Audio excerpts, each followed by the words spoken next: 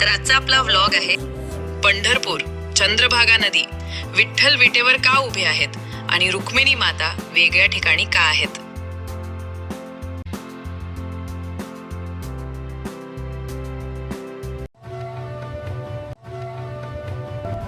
स्वाला तर मंडळी, स्वागत आहे तुमचा एक्सप्लोर विथ अथर्व चॅनल मध्ये.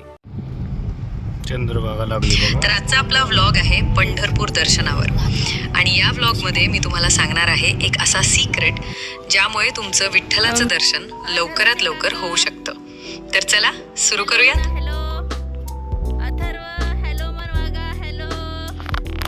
पंढरपूर हे महाराष्ट्रातील एक अत्यंत पवित्र तीर्थक्षेत्र आहे. ही नगरी चंद्रभागा नदीच्या काठावर वसलेली आहे. या चंद्रभागा नदीला भीमा नदी असंही म्हणतात. नदीचा आकार चंद्रासारखा वळण घेतो म्हणून तिला चंद्रभागा असं नाव पडलं. दरवर्षी आषाढी आणि कार्तिकी वारीला लाखो वारकरी इथे दर्शनासाठी येतात. ज्ञानोबा तुकारामच्या गजरात संपूर्ण पंढरपूर भक्तिमय होऊन जातं. आता येऊया आपल्या विठ्ठल महाराजांबद्दल. पंढरपूरचे आराध्य दैवत म्हणजे श्री विठ्ठल, ज्यांना विठोबा किंवा पांडुरंग असंही म्हटलं जातं. विठ्ठल महाराज हे भगवान श्रीकृष्णाचंच एक रूप मानलं जातं आणि ते आपल्या भक्तांसाठी नेहमीच जवळचे देव आहेत. विठ्ठल महाराज विटेवर उभे का आहेत यामागे एक अतिशय सुंदर कथा आहे. भक्त पुंडलिक आपल्या आई वडिलांची मनापासून सेवा करत होता. त्याच वेळी भगवान श्रीकृष्ण त्याला दर्शन द्यायला आले. पण पुंडलिक सेवेत इतका मग्न होता की त्याने देवाला थांबायला सांगितलं आणि एक वीट टाकून म्हणाला, या विटेवर उभे राहा. भगवान श्रीकृष्ण भक्ताच्या सेवाभावाने इतके प्रसन्न झाले की ते त्या विटेवर उभे राहिले. म्हणूनच आजही विठ्ठल महाराज कटीवर हात ठेवून विटेवर उभे दिसतात. विठ्ठल महाराजांची ही मुद्रा भक्ती, संयम आणि सेवाभावाचं प्रतीक आहे. देव आपल्या भक्ताच्या सेवेसाठी थांबतो, वाट पाहतो, हा फार मोठा संदेश यातून मिळतो.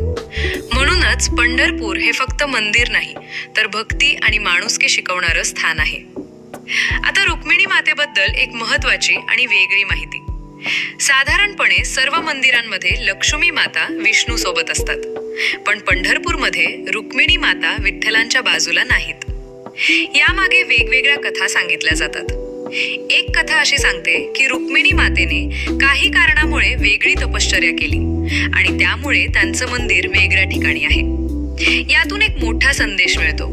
संयम, नम्रता आणि भक्ती सर्वात महत्वाची आहे.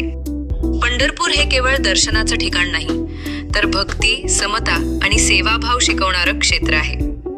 इथे देव श्रीमंत, गरीब, राजा, रंक असा भेद करत नाही.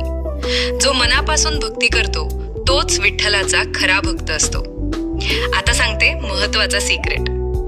जर तुम्हाला विठ्ठलाचं दर्शन लवकर आणि शांततेत घ्यायचं असेल तर पहाटेचं दर्शन म्हणजे मंगळ आरती नंतरची वेळ निवडा. या वेळेला गर्दी कमी असते आणि तुम्हाला सहज आणि समाधानकारक दर्शन मिळतं. हा व्लॉग तुम्हाला आवडला असेल तर लाईक करा, शेअर करा आणि चॅनलला सबस्क्राईब करा. Explore with Atharva. पुन्हा भेटूया पुढच्या व्हिडिओमध्ये. जय जय विठ्ठल.